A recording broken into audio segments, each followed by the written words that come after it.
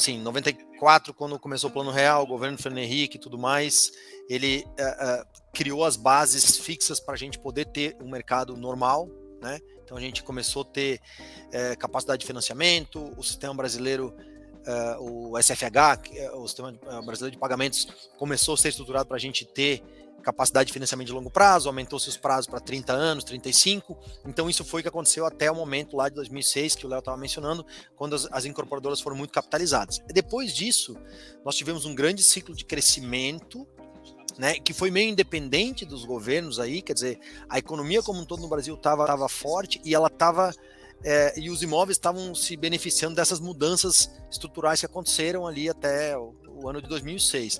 Depois disso, a gente teve, aí sim, com o governo, no final do governo da Dilma, antes ali do impeachment e tal, a gente teve um ciclo recessivo, né, na economia como um todo, e que assim também prejudicou muito os imóveis, né? Então a gente teve ali 14, 15, uma fase muito ruim, porque teve 2 anos de queda de PIB 3%, basicamente, que é uma coisa brutal, né?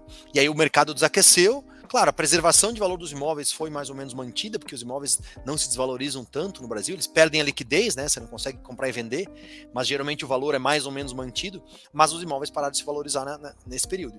E aí depois, com a retomada das reformas básicas, reforma da Previdência, passou teto de gasto e tudo mais com o governo Temer, a gente entrou nesse ciclo novo de valorização que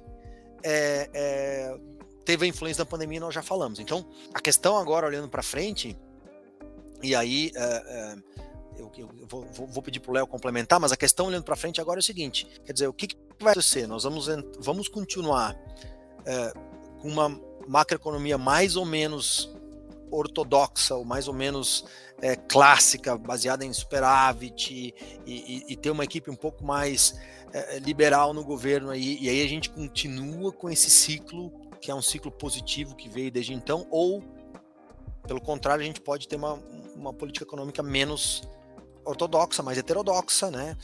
Que vai trazer um desarranjo aí na taxa de juros e tudo mais. Então, eu acho que esses dois cenários são provavelmente os cenários principais para a gente olhar, né, Léo? E a gente não tem certeza, o governo acabou, a eleição acabou agora, né? E está se falando em transição, os nomes estão aparecendo aí, mas na prática não tem ninguém, não tem definições claras ainda para que lado a gente vai, né? Mas provavelmente esses são os dois cenários básicos que qualquer investidor deveria estar olhando daqui para frente.